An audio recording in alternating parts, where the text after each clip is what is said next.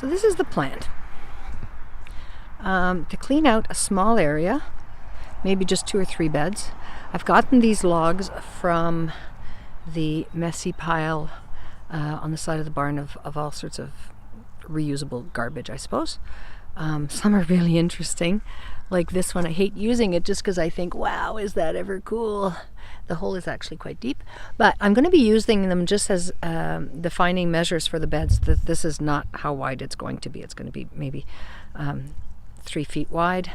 The beds will be the length of the logs, and then I'll slice some of these logs in half to do the back side and the front side here. So it'll just be a small box, but I'll do as many as I need for this year. I have a lot of these logs. They're quite heavy to carry all the way over here. So I'm just trying to continue raking up the muck that's on the ground. And I'm going to use some of this deeper muck here. Doesn't have, doesn't have horse manure in it as is. I mean, I'm sure there is, but it's already decomposed. Whereas you can see where the fresh stuff is. So this I'm not going to use this year. I'm just going to add to the compost pile that's building up over there. But the stuff that's below that, I'm actually just going to put aside and use for the aisles between the beds. And hopefully I can turn that earth. It's quite compacted, so I may have to go get a little bit more and put in some good earth in there and mix it up.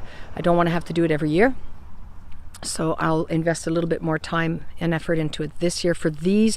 These are for the home beds. The rest of the pasture, at this other end here, I was hoping to be able to do potatoes because it is quite sandy. It's still boggy though. So as long as it's spongy, I'm not putting anything in there. And the weather's not really cooperating. There's not a lot of heat. But I'm walking in it so that I can back up and show you.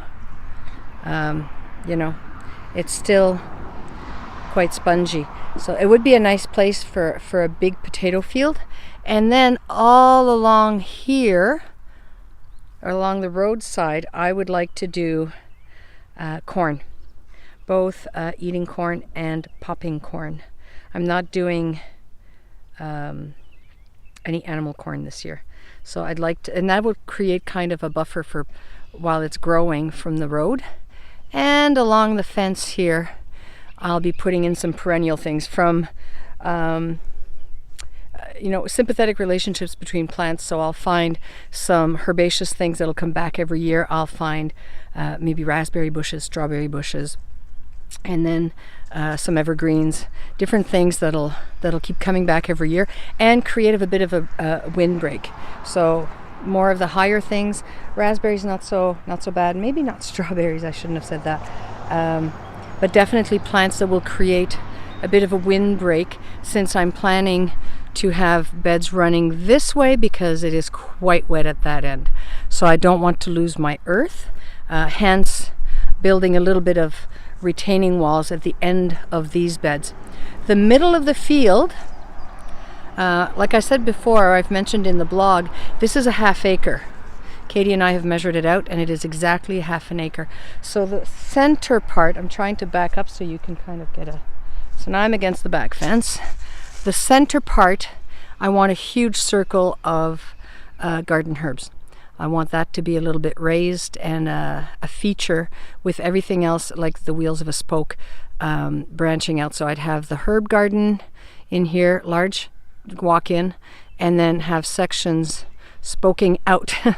So that's why these beds are like this. Some of the beds would be in slightly different directions, depending on what the plants are. That should be okay, and I think that'll always be the compost pile at that end. So that's what we're doing today. So it doesn't look like much, but I've been taking a lot of breaks and doing a little bit. There's a lot of those little annoying black flies floating around my mouth and ears and eyes, so I work for about ½ an hour and then I go do another task somewhere else. I've cleaned out the hothouse and discovered what the smell was. That was very satisfying. So I can't move that one big log right there. I just can't. I've rolled it around to get there, but I can't move it up. It's too heavy. So this is the first bed. There'll be another bed here, path in between, and that'll be my task for this weekend in the garden.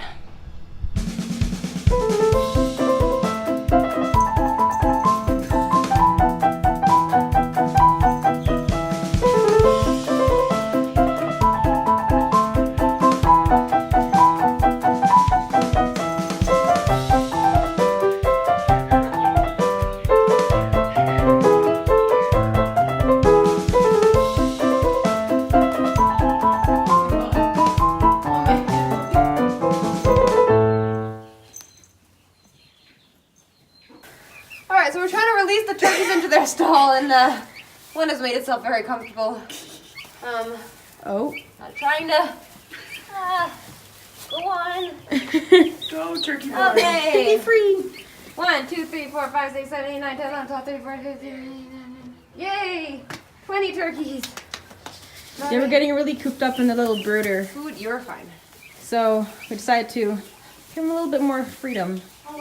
So now we're gonna stuff all the holes because they seem to be escape artists. A little bit. And then Oh, they're like, no, I don't want to be in the hole, guys. What do you mean? free to be.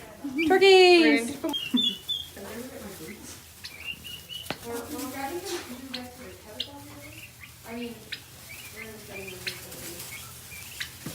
They're all very, very happy. Whoa, whoa, you spilled your food, bud! Oh, wow. Look at them go. Look at all the dust. Well, I'm gonna go fix the food now. Wings. Oh, there's your beef. And this guy's just like, Look at those wings. Oh, oh, Oh, they're fighting. oh. Oh, Tom they're- fight! Oh, they don't Tom like fight! each other. Oh, look, there's another one. There's another one. Oh, Oh, there's a Tom fight. I would say there's beef, but look at them. Look at the way they. It's a Tom